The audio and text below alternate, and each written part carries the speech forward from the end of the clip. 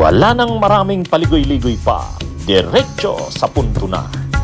Maiksi lang ang komentaryo, pero diretso sa punto. Maraming kuro-kuro, may tiwali, may totoo. Dito, sa puntong diretso tayo. Punto diretso. Oh, mayroong nag-file ng mayroong nag-submit ng sulat. Nagpadala ng sulat sa ICI. Private citizen. Ang hiling niya, imbestigahan daw si Lisa Araneta Marcos, ang First Lady ng Pilipinas. Dahil sa koneksyon nito di umano kay Maynard Ngo, yung kontrobersyal na di umano'y bagman ni Chis Escudero. O ito, mga kabunyog. Si Lisa Araneta Marcos, ang tawag diyan LAM. Yung sa mga loyalist ng Marcos, ang initial nila LAM. Lisa Araneta Marcos. First Lady siyempre ng Pilipinas 'yan. Ngayong araw mayroong nag-submit ng nagpadala ng sulat. Formal yung pagpapadala niya ng sulat. Ang pangalan ay sino ba yung ano bang pangalan nung nagdala ng sulat? Santander ang apelyido eh. Ang pakilala nitong si Santander, ano daw siya? Hindi naman daw siya wala daw siyang political affiliation. Hindi daw siya John Santander. Private citizen lang daw siya. Hindi daw siya Dilawan, hindi siya Kakampings, hindi daw siya Duterte, DDS, hindi naman daw siya Marcos loyalist. Nagmamalasakit lang daw siya. At ang gusto niya sa hinihiling niya daw sa Independent Commission for Infrastructure, imbestigahan si Lisa Araneta Marcos, ang First Lady ng Pilipinas, sa posibleng pagkakasangkot nito o koneksyon nito kay Maynard Ngo. Po sa inyong lahat.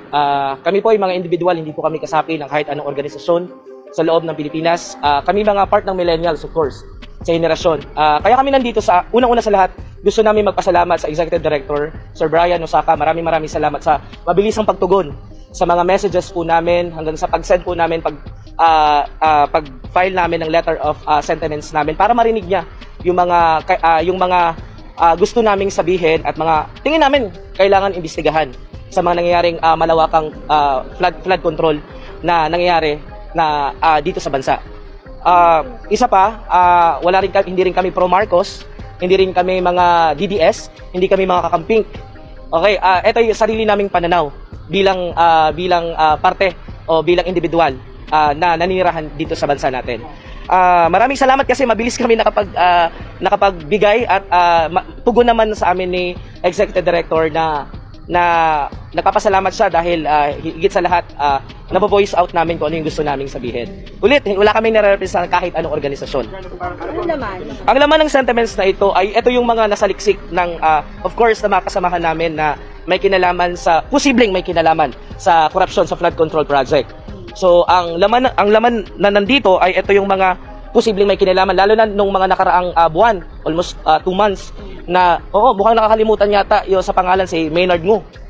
Okay, na posibleng may koneksyon kay First Lady Araneta Marcos. Okay, so sana mabigyan ng aksyon. Higit sa lahat, ang gusto lang naman natin is yung maging patas at malinis na lalo na ngayon nakakahiya sa ibang bansa na patuloy at lagana pa rin ang korupsyon sa buong Pilipinas.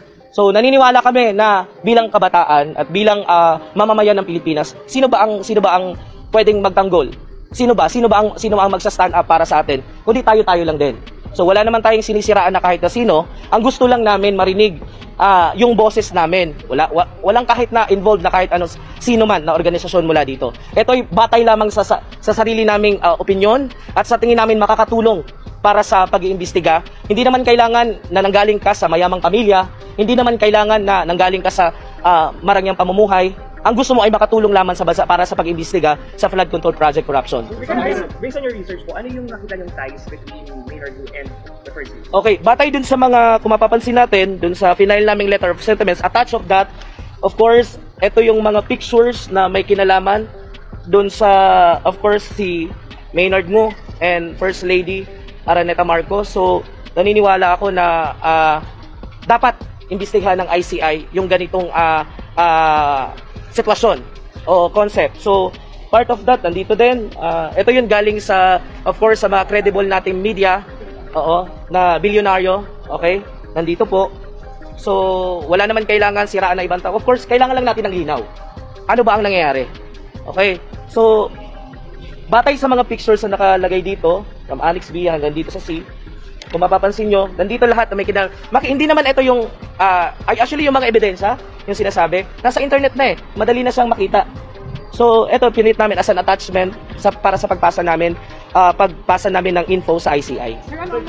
Si Maynard Ngo, yan yung kontrobersyal na negosyante na di umano ayon kay dating DPWH Secretary Yusek Bernardo, DPWH Yusek Bernardo, sabi ni Yusek Bernardo nang nag-appear siya dun sa Senado, sa Senate Blue Ribbon, ang sabi niya,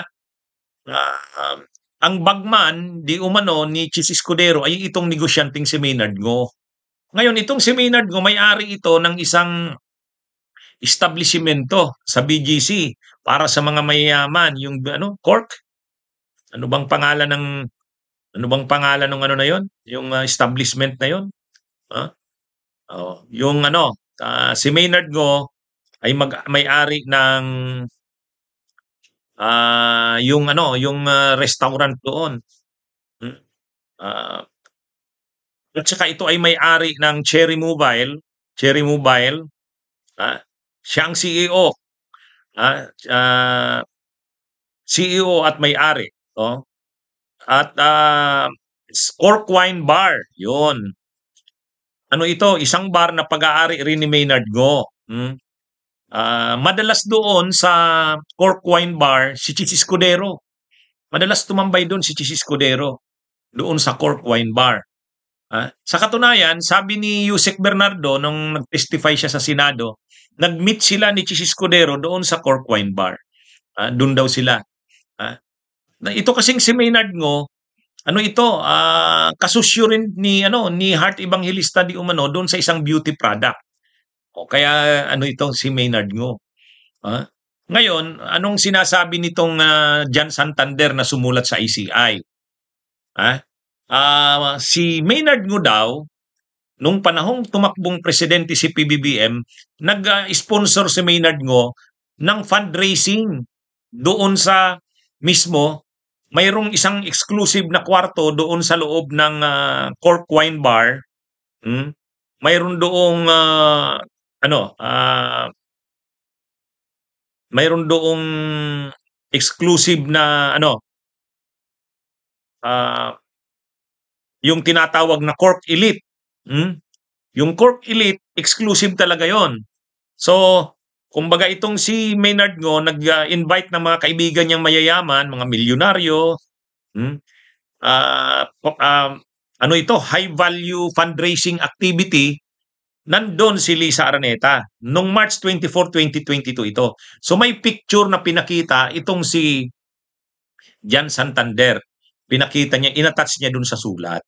So ibig sabihin, ang pinapakita niya na si Maynard Ngo, na di umano'y bagman ni Chis, sa mga projects nito, ayon kay dating DPWH Yusek Bernardo, ay konektado rin, malapit din kay Lisa Araneta. Ang patunay niya, yung picture nga, na noong March 24, 2022, doon sa Cork Elite, isang exclusive na bahagi o portion doon sa Cork Wine Bar, nag-sponsor siya ng fundraising, kung saan ang bawat umattend doon na mayaman ay nag-donate ng 5 million pesos daw. Sabi ni itong Kaya yun ang isang niya, pinakita niya. Pangalawa, nung sa isang event din, yun ng Cherry Mobile, sa isang event ng Cherry Mobile, nandun din daw itong si pinakita niya na naman yung picture naka-attach. Magkasama si Maynard Ngo at saka si Lisa Araneta. Parang naging bisita si Lisa Araneta sa isang activity ng Cherry Mobile. Kaya ang Cherry Mobile, ang may-ari nga itong si Maynard Ngo. So yun yung mga yun yung mga sinasabi ni Jan Santander na mga preba o ebidensya na itong si Maynard Ngo ay konektado rin kay Lisa Araneta. Kaya dapat daw itong imbestigahan. Yan yung mga yan yung mga pinapakita niya ni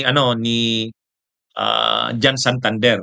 At saka yung listahan nung binubuo pa lang ng administrasyong Marcos yung gabinete nito, syempre na-elect si Marcos May 2022. Uupo ito June 30. Bago pa yung June 30, ang napipili na talagang executive secretary, in-announce na yan, si Vic Rodriguez. Si Vic Rodriguez nag-prepare ng listahan. Listahan ng mga i-appoint sa mga positions. At sino ang nag-recommend saang positions. Mayroong listahan na gano'n na nakalagay doon sa libro ni Vic Rodriguez na tinatawag Kingmaker. Ngayon, may nakalagay doon sa listahan na yon. Robert Bernardo, na nire-recommenda bilang USEC, Senior USEC, DPWH. At ang nakalagay na nagre-recommend ay si Maynard Ngo. Marami dong mga pwesto, mga positions na ang nagre-recommend si Maynard Ngo. So ang sinasabi nito ni Jan Santander, ma-influensya itong Maynard Ngo. At na-appoint daw yan si Bernardo dahil sa connections ni Maynard Ngo kay Lisa Araneta. So yan yung dahilan bakit niya gustong paimbestigahan si Maynard Ngo at si Lisa Araneta. Problema dyan, ang problema lang dyan, pwede na bang maging ebidensya yung mga ganon, yung mga ganong pictures? Seryoso yung mga aligasyon mo, corruption. Corruption sa flood control. Hindi naman pwedeng ang maging ebidensya mo ay yung mga ano lang na yon, yung mga pictures lang na yon ni Maynard Ngo at saka ni Lisa Araneta. Anyway, hindi natin alam anong kalalabasan nito, pero yun lang, may sulat na pinadala itong Jan Santander, sumulat siya sa ICI, hinihiling niya na imbestigahan din ng ICI si Lisa Araneta kasabay kay Maynard Ngo. Dahil posible raw na ito'y magkasabwat din sa mga proyekto sa flood control. Anyway, abangan natin kung anong magiging reaksyon ng Malacanang ni Lisa Araneta at kung anong mangyari dito. Bunyog, bunyog, halikan na kasama ka. Bunyog, kapag buklod ay may pag-asa. Luzon, Visayas, Mindanao, isa ang pananaw. Sa bagong Pilipinas ang bunyog isisigaw. Bunyog, bunyog.